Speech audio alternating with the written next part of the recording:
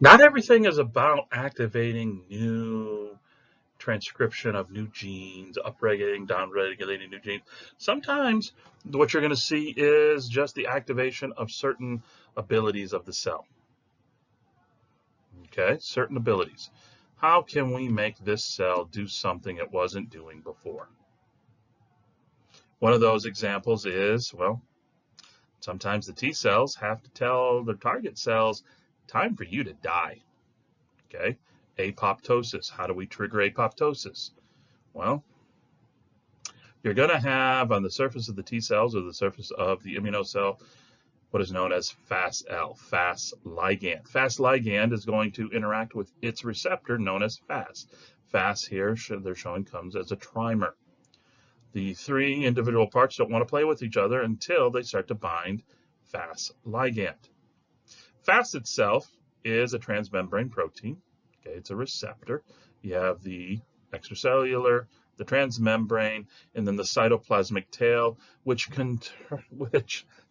they have named, and I love this name, the death domain. How can you not love that? The death domain.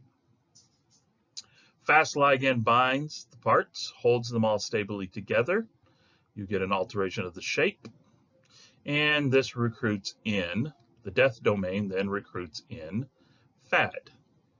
FAD has with it what is called the death effector domain. Dead. Awesome names. Death domain, dead domain. The dead domain will then activate procaspase. Specifically here, they're showing procaspase 8.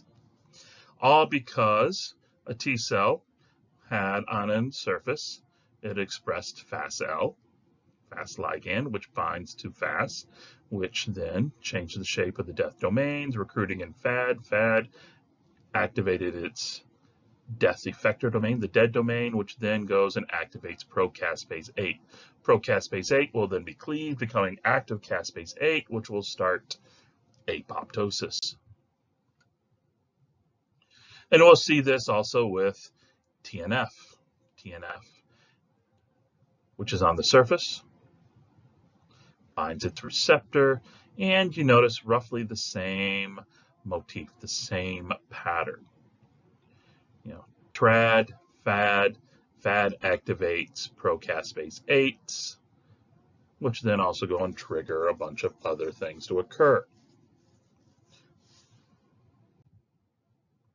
So what you're saying?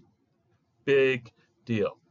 Well, the big deal is that when apoptosis is triggered, because it's not just Fas ligand that's going through, the Fas and the death domains and all of those, there's also going to be other signals that are occurring, and one of those signals is going to call for the release of cytochrome C from the mitochondria. The release of cytochrome C will then activate APAF1. APAF1 is then going to go and start also helping to cleave procaspases. So they now become an active caspases. Active caspases are going to go and break down ICAD, which I know you're sitting there thinking, so what? They break down ICAD. Well, this releases the active form of CAD, which is a nuclease. Goes through and just starts cutting up the DNA chromosomes. All of this is kept in check.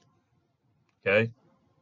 All of this is kept in check by certain protectors, BCL2, BCLX, BCLW.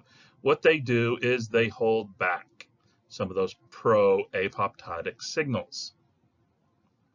Unless Fas ligand gets, binds to its receptor, Fas gets ligated, the death domains and all of that.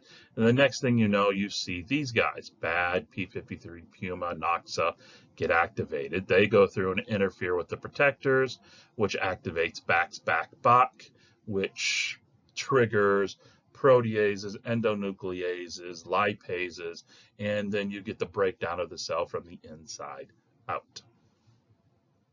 All because of certain receptors and certain co-signals being activated at